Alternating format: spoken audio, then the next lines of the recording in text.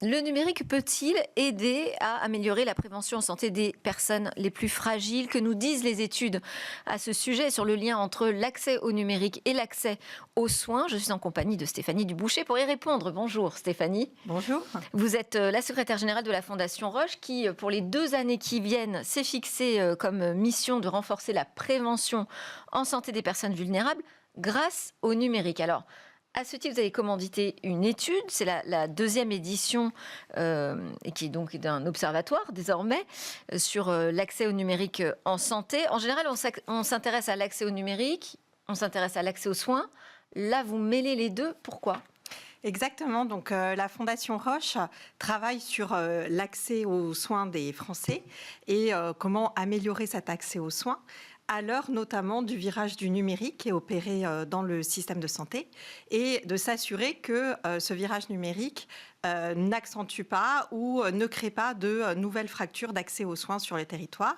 Et donc avec ses partenaires, la délégation du numérique en santé, la Croix-Rouge française, la Mednum et l'accélérateur d'innovation sociale de la Croix-Rouge française, nous avons lancé la 2e édition de cet observatoire de l'accès au numérique en santé pour identifier plus précisément comment le numérique peut être un levier de prévention pour les publics vulnérables. Un levier de prévention et surtout pas une exclusion supplémentaire en fait. Hein, c'est tout. Qu'est-ce que vous apprenez là justement de cette 2e édition? Quels sont les enseignements que vous en retirez? Alors, dans cette 2e édition, donc, il y a beaucoup d'enseignements. D'abord, on a pu constater par rapport au premier observatoire qu'il y a dans les perceptions des Français une dégradation de l'accès aux soins. Donc on est sur des perceptions, c'est 3000 Français interrogés.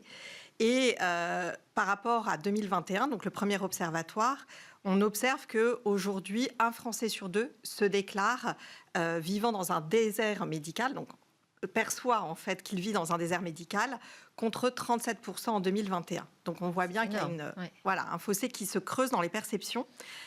Néanmoins, la bonne nouvelle, c'est que pour 8 Français sur 10 environ, le numérique peut être une réponse pour rapprocher justement les Français du système de santé et améliorer cet accès qu'ils voient se dégrader.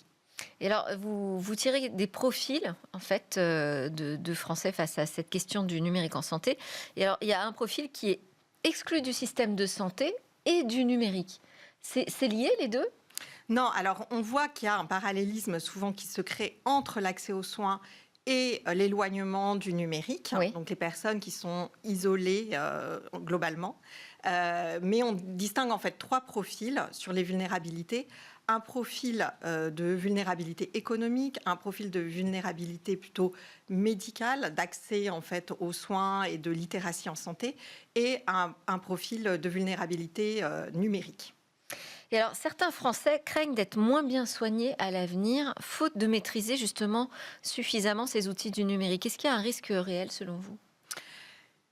Nous, en fait, ce qu'on essaie de distinguer, c'est les défis qu'il y a à relever pour justement faire du numérique un véritable levier d'accès aux soins, d'amélioration de la santé des Français.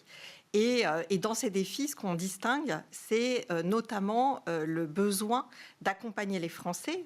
Donc il y a un vrai besoin de les aider, notamment les populations vulnérables, puisque plus d'1 personne sur 2 dans les populations vulnérables n'ont jamais utilisé le numérique pour leur santé. Donc il y a un vrai besoin d'accompagnement de ces publics pour la prise en main d'utilisation d'outils, de prise de rendez-vous, etc., qui pourra les rapprocher du système de santé. Mais il y a aussi 2 autres défis. Oui. Celui de la confiance que les Français ont dans ces outils numériques.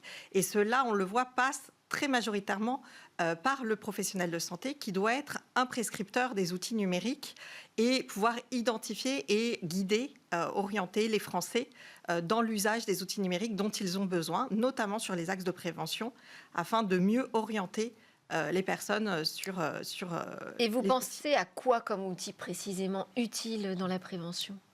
Outils utiles dans la prévention, donc il y a les campagnes de prévention qui sont poussées vers les publics. Il y a beaucoup de campagnes et on voit notamment que chez les publics vulnérables, ils trouvent ces campagnes parfois trop anxiogènes. Donc l'idée, c'est en fait de pouvoir, grâce à un défi aussi, le troisième dont je n'ai pas parlé, qui est la personnalisation, pouvoir identifier les messages dont ces populations ont particulièrement besoin afin qu'elles n'aient pas l'impression d'être submergées par trop de campagnes, trop de messages et de pouvoir réellement recevoir les informations qui leur sont utiles.